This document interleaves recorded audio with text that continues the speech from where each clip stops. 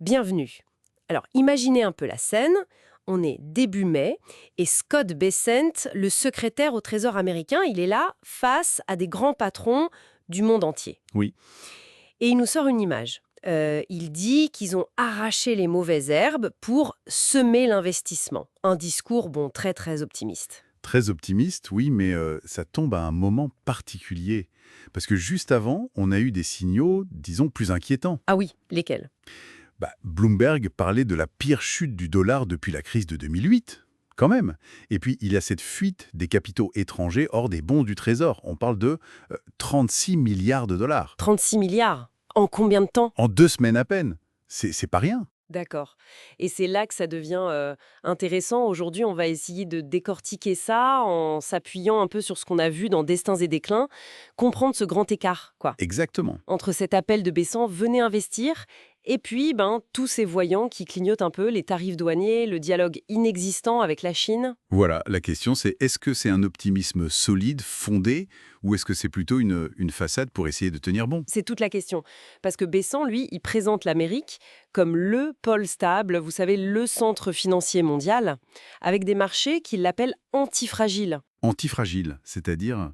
Capable de se renforcer même quand il y a des chocs, en théorie. Sauf que, bon, les faits, ils ont l'air de dire un peu autre chose. Le Financial Times, par exemple, il note que des gros acheteurs comme le Japon, l'Allemagne, ils ont mis sur pause leurs achats d'obligations américaines. Et Bank of America, eux, ils chiffrent les sorties nettes sur les actions US à plus de 11 milliards, juste en avril. Ah oui, 11 milliards en un mois. Et même pour ceux qui restent investis, la performance, c'est pas la joie, si. Non, Le S&P 500, il avance à peine. c'est ça, moins que l'inflation depuis janvier. Donc, en gros, comme le dit le Wall Street Journal, même en étant sur ce marché star, le pouvoir d'achat diminue cette année. Surtout pour un investisseur étranger avec le change en plus. Pas très étonnant que la confiance des consommateurs soit basse, alors. Ben voilà. Et ça remet un peu en question l'argument de Bessante sur la profondeur des marchés US comme garantie, quoi. Si la confiance s'en va, cette fameuse liquidité, elle peut au contraire faciliter une sortie rapide. Une fuite accélérée, hein. Exactement. D'ailleurs, euh, HSBC voit des fonds qui bougent vers l'Europe, vers la Suisse. Même Goldman Sachs, ils sont prudents, ils parlent de vent contraire. Et ce décalage, on le voit pas que sur les marchés financiers, j'imagine. Les tarifs douaniers, ça doit jouer aussi. Janet Yellen avait alerté là-dessus, non? Tout à fait. Début mai, elle parlait d'un risque non négligeable de récession si ces tarifs perturbaient trop les approvisionnements. Et les perturbations, elles sont là. Ah ben oui. On voit Apple qui anticipe une facture douanière de presque 1 milliard pour le trimestre. La Chambre de commerce US dit que les marges de certains importateurs sont carrément écrasées. Écrasées, Jusqu'à combien? parfois 30-40%. Ça fait mal. Et la conséquence, logique, c'est que l'investissement des boîtes du S&P 500 a pris un sacré coup au premier trimestre. La pire chute depuis 2009 selon Bloomberg. Waouh. Et ça doit coincer au niveau des chaînes d'approvisionnement. C'est ça. Vous avez des entreprises comme Plug Power, Albemarle, qui revoient leurs prévisions à la baisse. Manque de composants chinois. Même Rivian, GM, ils parlent de retard à cause du lithium, du cobalt. Donc, moins d'importations globalement, hein. Oui, les importations US ont chuté, l'activité dans les grands ports comme Long Beach aussi a bien baissé. Et la fin de la règle de minimis sur les petits colis importés, ça n'arrange rien. Et pendant ce temps, les discussions avec la Chine? Point mort, hein, selon Reuters, pas de vraie négociation bilatérale en vue. Du coup, les exportations chinoises vers les US s'effondrent. Et la Chine, elle commerce avec qui alors? De plus en plus avec d'autres pays d'Asie, Vietnam, Malaisie. Leurs échanges avec la Chine augmentent fort. Donc cette arme des tarifs, on a l'impression qu'elle se retourne un peu contre les États-Unis. D'accord. Et tout ça, ça pèse sur la confiance. Ce qui nous amène, j'imagine, à la dette américaine. C'est colossal, non, ce qu'ils doivent emprunter. Ah oui, le Trésor emprunte plus de 500 milliards par trimestre, et avec une dette totale qui dépasse les 36 trillions de dollars. Les intérêts seuls, ça pourrait dépasser les 1000 milliards par an bientôt.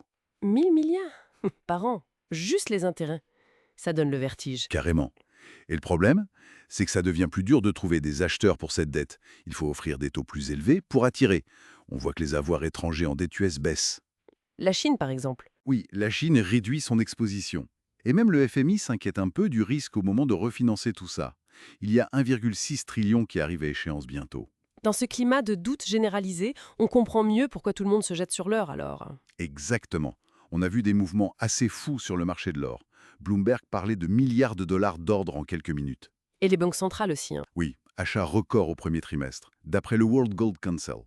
Et signe qui ne trompe pas, même Warren Buffett réduit ses positions dans les banques américaines. C'est plus qu'une simple recherche de valeur refuge, donc? Je pense, oui. C'est peut-être un signal de défiance plus systémique, envers la monnaie américaine, envers la dette. Le capital international semble moins croire aux beaux discours et aux fondamentaux. La notion de sécurité devient très relative. Donc, pour résumer, on a d'un côté le gouvernement qui dit tout va bien, venez investir, on est solide, antifragile. Et de l'autre part, les chiffres qui montrent une confiance qui s'érode, des capitaux qui s'en vont, des tensions commerciales qui pèsent, une dette record. C'est une sacrée dissonance, oui. Tout à fait. Ce qui amène une dernière question, peut-être pour réfléchir. Est-ce qu'on n'est pas en train d'assister, au-delà de la gestion à court terme, à une remise en cause plus profonde de la place centrale des États-Unis dans la finance mondiale? Hmm. Est-ce que cette confiance perdue, elle peut vraiment se racheter juste avec des taux plus hauts ou des discours rassurants? Est-ce que le capital mondial n'est pas en quelque sorte en train de voter avec ses pieds pour un nouvel équilibre? C'est une piste de réflexion.